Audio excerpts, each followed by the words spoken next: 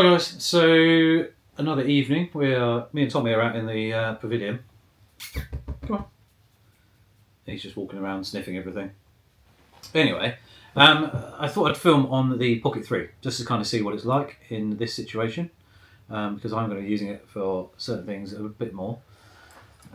So hopefully it's working pretty well. A9 III. So A9 III specs have now been released, and it's mad. So I'm just going to read you a couple, just if you haven't seen it yet. 24.6 megapixel full frame. Nothing out of the ordinary in that side of things, but with a global shutter, or global shutter sensor, should we say. Which basically means its readout speed is ridiculous. Up to 120 frames per second is mental. With the A1, I use it all the time. This is for me. 30 frames per second I click into very, very occasionally, if I don't want to miss anything, and I'm yet to miss something. I think with sports and stuff like that, that's where the super fast burst gives you that just moment in time capture, left or right, of what's happened. For a sports shooter, very, very different in the world of things.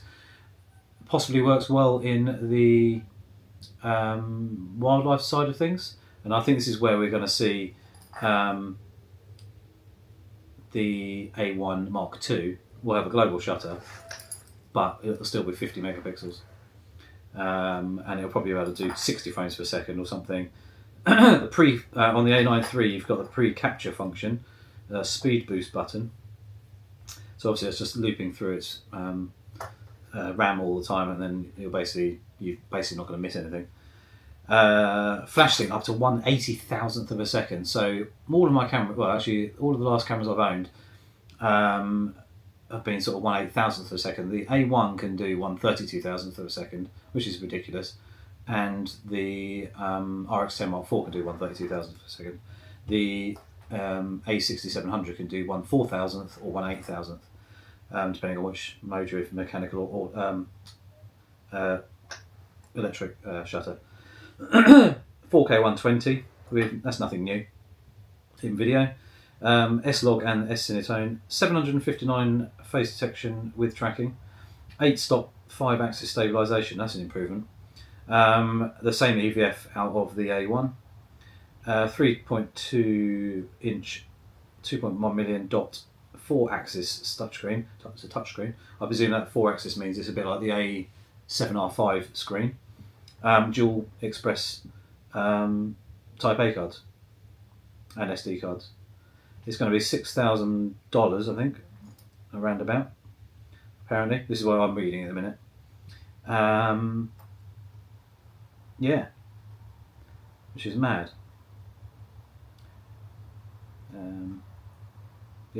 The readout speed, or the sensor Bionics X image processors, which is 8 times faster than the A9 II, so is up to 120 frames per second autofocus and auto exposure support with blackout-free shooting. The world's first camera to maximum shutter speed of 1/80,000th of a second,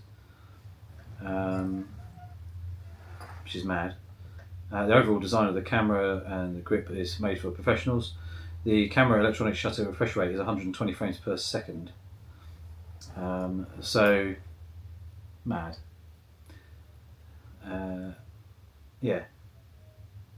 It's saying suggested selling price of $5,999. So yeah, that'd be in dollars. So I'd imagine it's a £6,000 camera for the UK market. Like I said, is this something I would buy when I've got the A1? The A1 for me does 95% of the work that I needed. The A6700 as my backup camera does a few other things that the A1 can't, and that's a good mixture for me, so it works really nicely.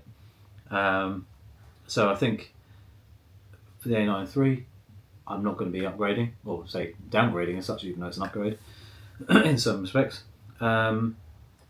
If the A1 II Mark II comes out, I don't know if I would update yet. The A1 is still insane for what it does. So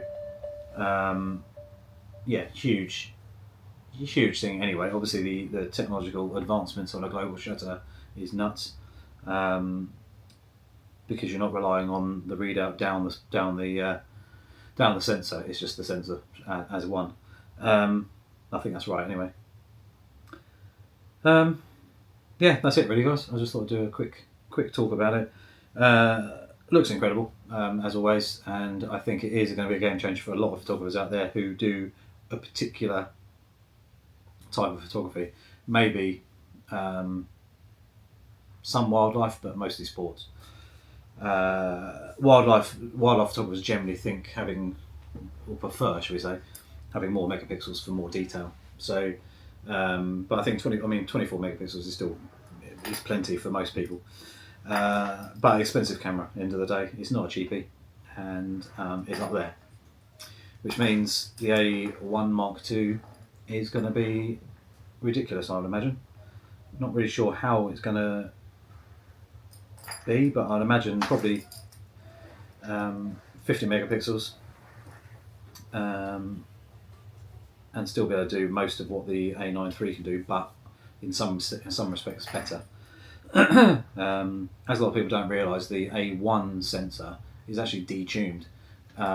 It's detuned. I can't remember. I remember reading about it by quite a lot because at the time the memory hardware speed and everything wasn't there, so it could only do 30 frames a second. And I think it can. I think the A1 sensor is capable of doing sort of 45, 50 frames per second in full frame as bursts.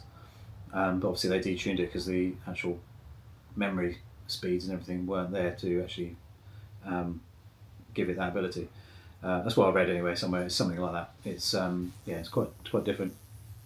There's a fly upside down on the table buzzing. Not sure if you could hear that, but that's quite funny. I was going in circles. What else? So I don't know. I don't know what we're going to see in the future with all the other cameras now that Canon and Nikon are going to have to do something as well. But it just shows you that Sony as a company are very, very clever. They've obviously got massive budgets and will wait and see what other companies do. But are we going to see the next Canon? Is it the R1 they're talking about? Is that going to be global shutters? Is that going to be faster than the A9iii? Is it going to be able to do loads of stuff that no one else can do? I don't know. But it's interesting, isn't it? The push for competition, which enforces R&D and pushes like that for more speed, more functionality and stuff like that, is never a bad thing. So anyway, guys, I shall see you soon, and let me know what you think about the A9iii below. It's following me. This is what's really cool. So I can actually walk around here and then, oh, look at this, and then it's quite. I have to walk sideways, but I'm really liking this Pocket 3. It'll be interesting to see now what else it can do, and if it's going to be good for what I need it for. Anyway, catch you later, guys.